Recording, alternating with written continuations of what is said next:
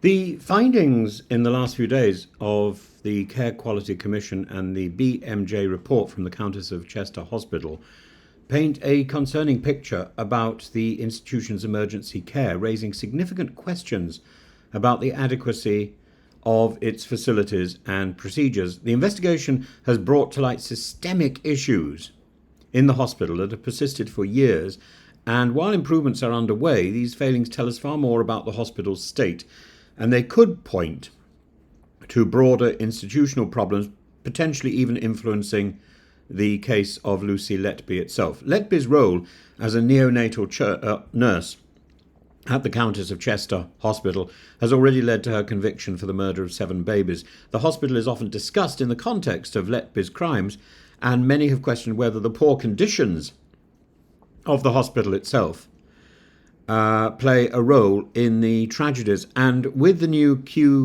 CQC report revealing severe gaps in emergency care, it's worth considering whether the institution's failures, particularly in infection control, staffing and sepsis treatment, could have contributed to the environment that allowed Letby's crimes to occur, or indeed whether this finding will help to exonerate her.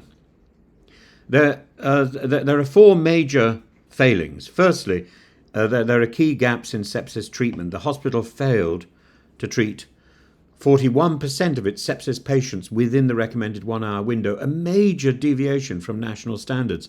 This directly places lives at risk and raises questions about the overall competence and effectiveness and attentiveness, the efficiency of staff, especially in a department dealing with critically ill patients. The second point, the overcrowding and the corridor care. Patients were frequently left in unsuitable spaces such as corridors for extended periods, and this practice has been normalised despite its potential to cause delirium in elderly patients and lead to unnecessary health complications. The third point is the dirty equipment and the infection risks. The CQC found visibly dirty equipment and concerns around infection control.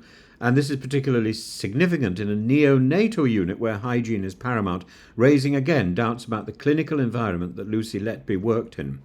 And the fourth point is the staffing issues and the poor mental health care. The hospital has struggled with staffing shortages, with staff often overworked and unable to deliver adequate care. In addition, mental health patients were sometimes left unattended or under supervision from external staff who were observed neglecting their duties.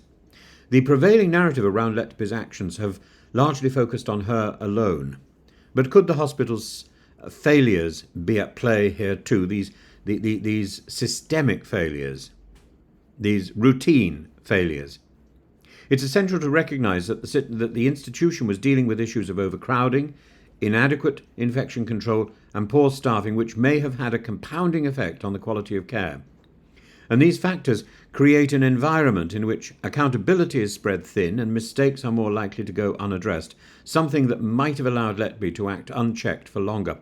And if the hospital was failing to meet even the most basic legal standards in emergency care, how much confidence can we have that it was maintaining high standards on the neonatal unit? Could Letby's actions have been part of a larger institutional pattern of neglect? And is she being used as a scapegoat for these broader routine problems?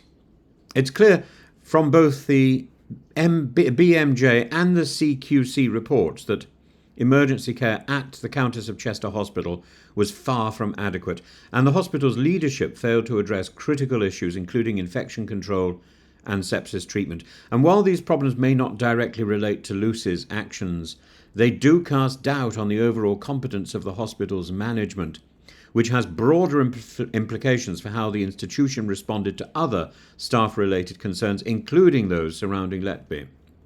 The hospital's response, allocating £7.5 million for improvements and pledging to enhance its staffing and leadership, shows a recognition of its shortcomings. However, the persistent issues and the inadequate rating suggest that these changes may be insufficient and that more needs to be done to ensure sustainable improvements.